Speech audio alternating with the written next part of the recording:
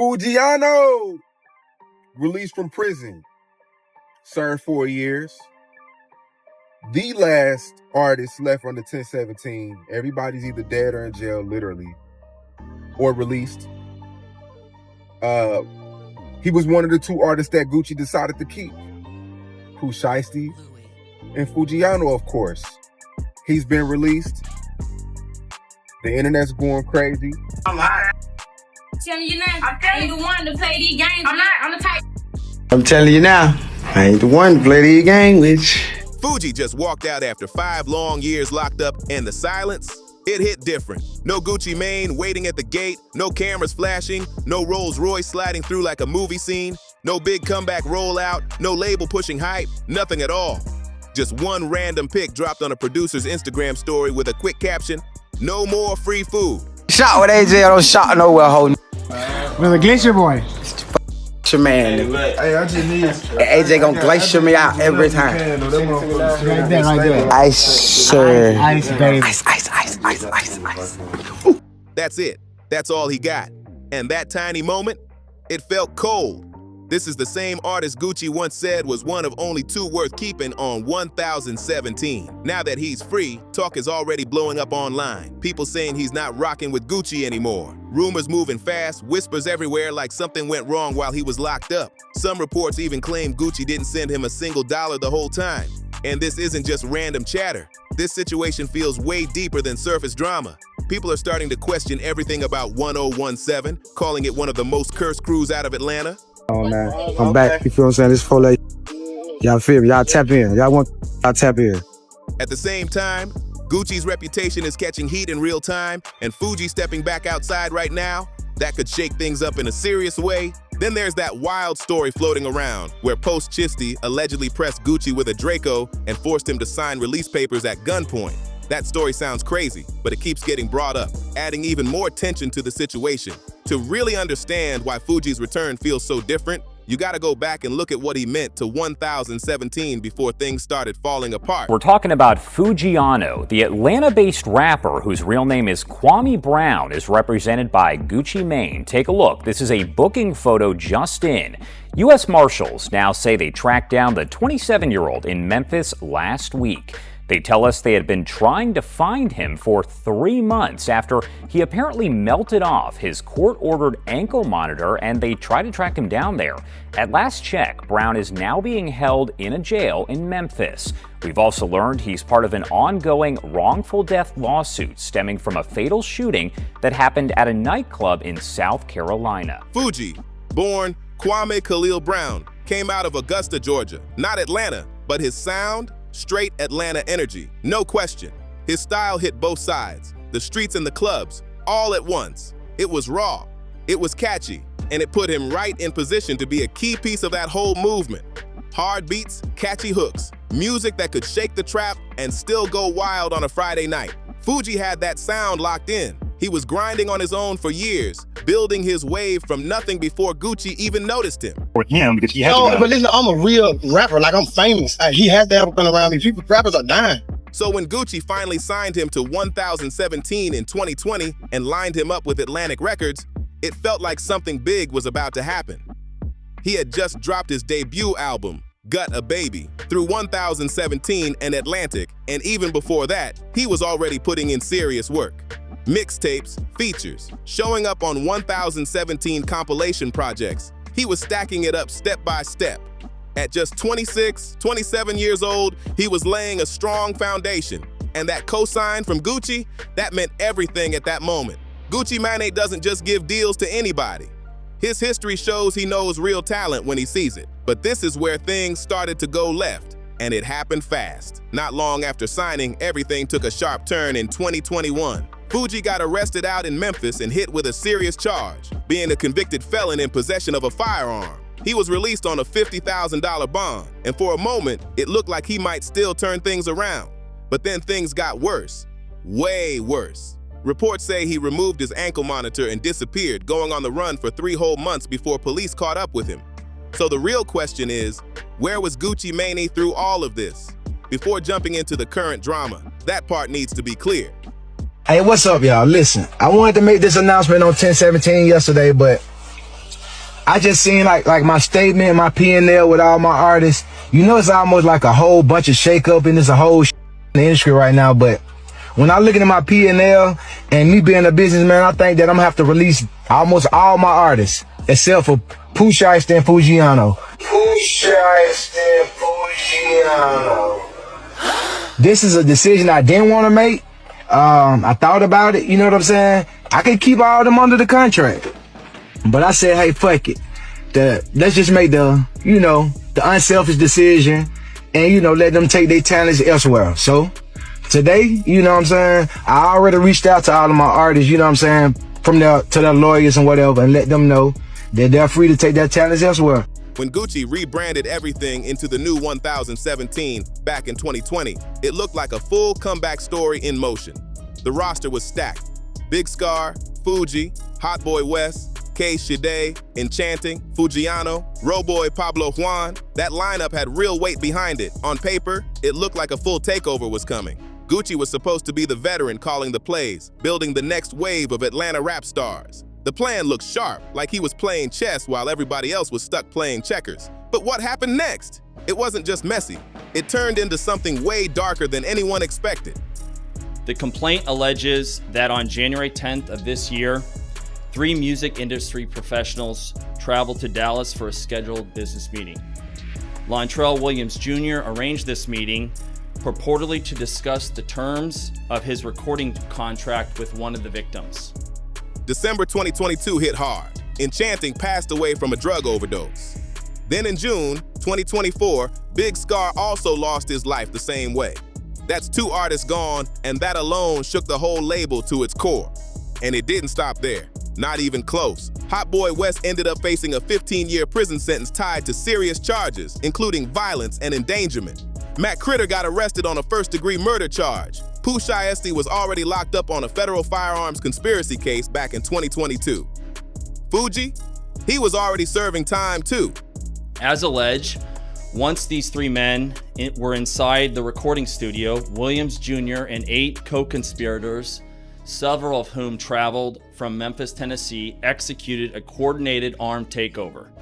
As alleged, Williams Jr. produced an AK-style pistol and forced one of the victims to sign a release from the recording contract at gunpoint. The remaining conspirators displayed firearms and robbed the other victims of Rolex watches, jewelry, cash, and other high-value items. One of the victims was actually choked by one of the defendants to the point of near unconsciousness. Defendant Wright barricaded the studio door with his body to prevent the victims from escaping. One by one, the roster kept getting hit.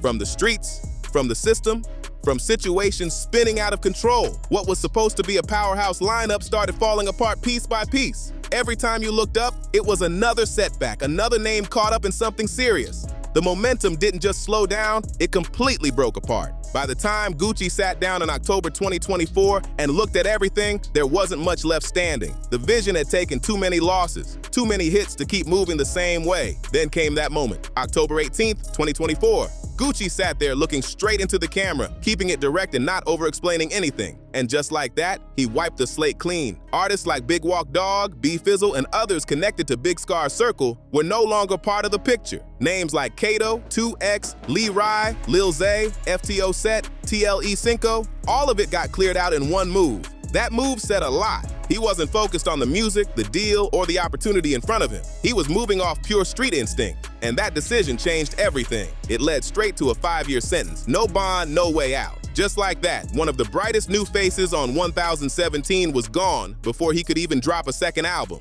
And while all this was happening, people are now starting to ask a question that didn't get enough attention back then. All of them, gone.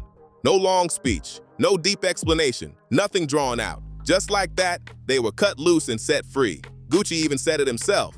This is a decision I didn't want to make. I could have kept them all under contract, but I said forget it. And the way he said that, it mattered just as much as the words. First thing he brought up was the P&L. That's profit and loss, plain and simple. Charging document outlines some of the evidence, just some, establishing the defendant's roles in the federal offense. This is as follows. electronic monitoring data placing Williams Jr. at the offense location, which would put him in violation of his home detention conditions. Cell phone records and license plate reader data corroborating the coordinated travel of multiple defendants from Memphis, Tennessee to Dallas. Rental car records confirming Williams Sr. rented a vehicle that was used by the group. Surveillance footage from the offense location, a nearby office supply store, and a hotel where several of the defendants stayed following the offense. Fingerprint evidence as well that was recovered from the crime scene, matching at least 2 of the defendants. Translation, the numbers weren't hitting. In this industry, if the money isn't coming back, things get cut fast. No emotions involved. That's just how it goes. Here's the real breakdown. A label puts up serious money, advances, marketing, studio time, features, music videos, full rollouts. That's a heavy investment up front. But the artist has to earn all that back through streams, sales, and shows before they even see real profit. If those numbers don't move, the label starts bleeding. So when Gucci looked at those books, he didn't see growth. He saw losses stacking up. And just like that, he made the call to drop them. Cold decision, but straight business. Now here's where people start debating heavy. Gucci said he reached out to the artists and their lawyers before going public. On paper, that sounds professional, like he handled it the right way. But not everybody saw it like that, because if you really stand behind your artist, if you really claim that mentor role, you don't just make an announcement online and keep it pushing. You sit down face to face, you talk it out, you figure out the next move together. That's what people expected. But that's not what they saw. That Instagram post said more than it looked like. It showed everybody that 1017 was business first, not family. And the artists, they felt that shift immediately. One former 1017 name, Lil J, even went live and spoke on it. He said this was exactly what needed to happen. According to him, he had already been calling it out for days before it went public. He was actually happy to get cut. Think about that. Happy to be released from the same label that was supposed to take him to the next level. That says a lot about what things felt like behind the scenes. Still, through all of that, Gucci held on to 2 names, TLE, Cinco, and Foogiano. Both of them were locked up at the time, sitting behind bars, and those were the ones Gucci kept, the artists who were actually producing before everything paused, the ones with real motion, real fan bases, real numbers backing them up. From a business angle, it made sense. Keep the names bringing value, cut the ones who aren't. Simple math, no emotions. But this is where things start to get real interesting. Fast forward to April 2026. Fuji is finally out. After all that time, all that build-up, what happens next? Nothing. Just one photo popping up online. Fuji smiling, showing off his iced-out grill with the caption, "No more free food." And that's it. No big announcement, no label push, no rollout plan, no energy behind it. Not a word from Gucci, nothing from 1017, nothing from Atlantic, just straight silence. And that silence, it's loud when you really pay attention. Because context matters. When artists come home, there's usually a moment waiting for them. There's hype, support, people showing up, making noise. When Finesse 2 Times came home, it felt big. There was buzz everywhere. When Max B came home, it was a full celebration. People pulling up and showing love. Even artists on a smaller level usually get something. A studio session ready, a welcome back move, some type of push to get things active again. That's the normal pattern. But here, none of that. No dinner, no link up, nothing that says, "We still got you." Nothing showing the machine is ready to move again. Instead, Fuji comes home after 5 years to a producer's Instagram story. That gap between what usually happens and what actually happened. That's why people are starting to talk. It doesn't add up. And remember, this is the same artist Gucci once said he was betting the label on. That's what makes it hit even harder. The comments started going crazy right away. People online joking, saying his first meeting is probably gonna be a Zoom call, and Gucci not even doing sit-downs anymore. Others weren't joking at all. They were straight up saying it's not a good time to be signed to Gucci. The internet caught that silence instantly, and the streets picked up on it too. People weren't slow to notice something felt off. And this is where things start getting serious for real. A blog report started making rounds, and what it claimed, it shifted the whole energy. According to that report, Fuji actually reached out, and what he said was straight to the point. No sugarcoating it. The report says Fuji made it clear he will not be working with Gucci. And the reason? That's where it gets heavy. He claims Gucci didn't send him a single dollar the entire time he was locked up. No commissary money, no support, no transfers, nothing at all. 5 years inside, still tied to the label, and no financial backing from the top. That kind of situation hits different. Because in both street culture and the music business, there's an unspoken rule. If someone is connected to you and they go down during that run, you show support. You make sure they're straight, or at least not left struggling. That's not going above and beyond, that's the baseline. And according to what's being said, that baseline wasn't met. That's the claim coming from Fuji's side, and people are paying close attention. Now here's where things start connecting. This doesn't feel like just one situation anymore. It's starting to look like a pattern. Look at Foogiano, same label, same era, similar situation. Back in April 2022, he was sentenced to 5 years on a federal firearms conspiracy case. People are pointing out the same kind of silence during that time too. Then by October 2025, he was back home early on good behavior. But once again, no big 1017 rollout, no major celebration, no loud welcome back. He came home and moved different right away. Instead of linking back heavily with the label, he started quietly looking at other options.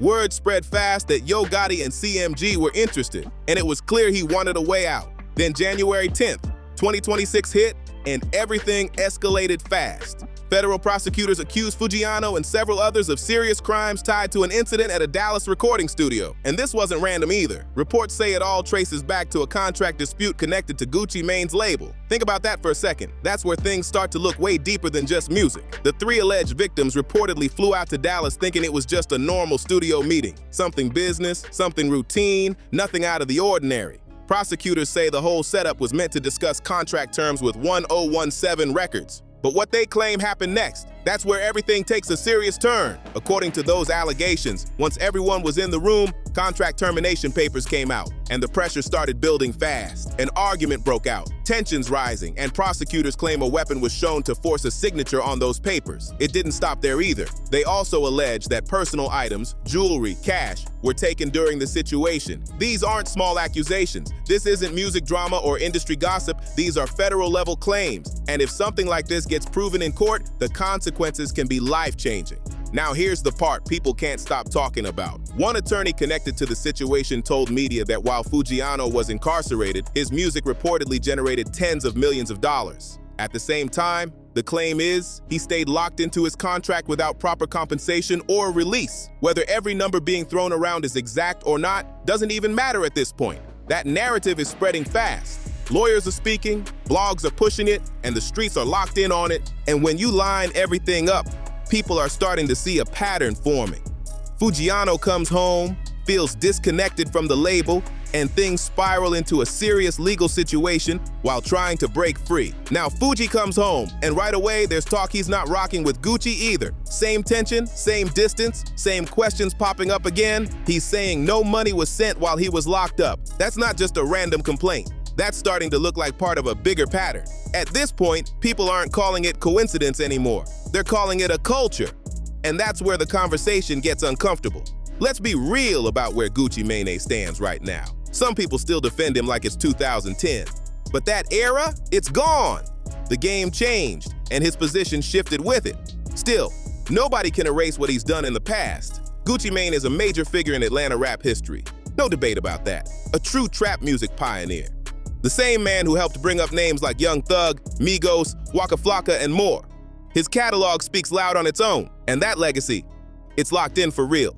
But what's going on with 1017 right now? That's a completely different story. Since the 2020 rebrand into the new 1017, things have been rough, real rough. Losses coming from every direction. Artists passing away, multiple prison sentences, and a roster slowly breaking apart piece by piece. Some of that was out of his control, no question. But at the same time, some of it reflects what was happening inside that circle. And then it gets even heavier.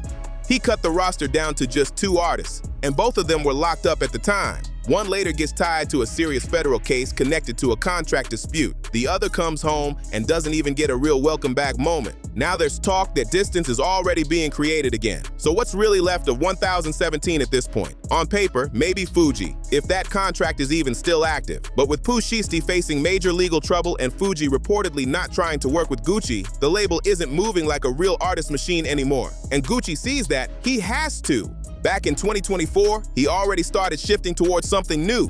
He announced another label, So Icy Millionaires, showing off stacks of cash and making it clear he's ready to invest in a whole new wave. That move says a lot. He's already building the future while the past is falling apart. Because the truth is simple. The version of 1017 people once knew, it's done. Now the real question is, what happens to Fuji in all of this? That's where things stop being just talk and start becoming strategy. Fuji is 32 years old now. He just spent 5 years locked up. That's a long time in this industry. He missed a whole era of change. Streaming got even bigger, new artists took over, trends shifted, and sounds evolved fast. He went in when the game looked one way and came out to something completely different. That kind of shift isn't small at all, but here's what people need to understand. But Fuji is not coming back empty-handed. He still has leverage, real leverage. First, he still has a fan base. For years, people have been yelling "Free Fuji" nonstop, and that kind of support doesn't just vanish overnight. There's real demand for him to drop music right now. When artists come home and move smart, all that built-up hype can turn into serious motion fast. The audience is already waiting, watching, and ready to see what he does next. Second, his sound still works. Let's keep it simple. Fuji makes records that hit. Club records, street records, high-energy tracks, catchy hooks. That lane never really goes out of style. The clubs still need it, the streets still play it, and the right beat can put him right back in rotation. All he has to do is update the sound a little, tap back in with the right producers, and start recording like he never left. The lane is still there. He just has to move sharp. Third, his contract situation could become his biggest weapon. If there's real tension with Gucci and he wants out, there's a way to handle it. Not chaos, not crash-out moves, not street drama, business. The smart path is lawyers, audits, and negotiations. That's how Fuji takes control the right way and protects his future. The real move right now is simple but powerful. Bring in a forensic accountant and break down every dollar. Every stream, licensing deal, feature, compilation album, publishing split, and royalty tied to his music while he was locked up needs to be tracked.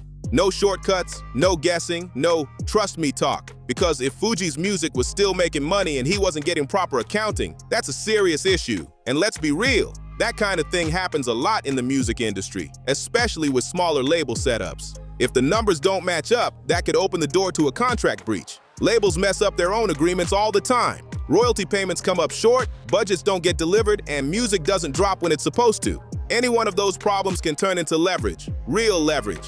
But here's the key part Fuji can't ignore. The worst move he could make right now is going down a reckless path like what's being alleged in other situations. That road doesn't lead to freedom. It leads to life-changing consequences. The moment things turn aggressive, everything flips. The whole narrative changes instantly.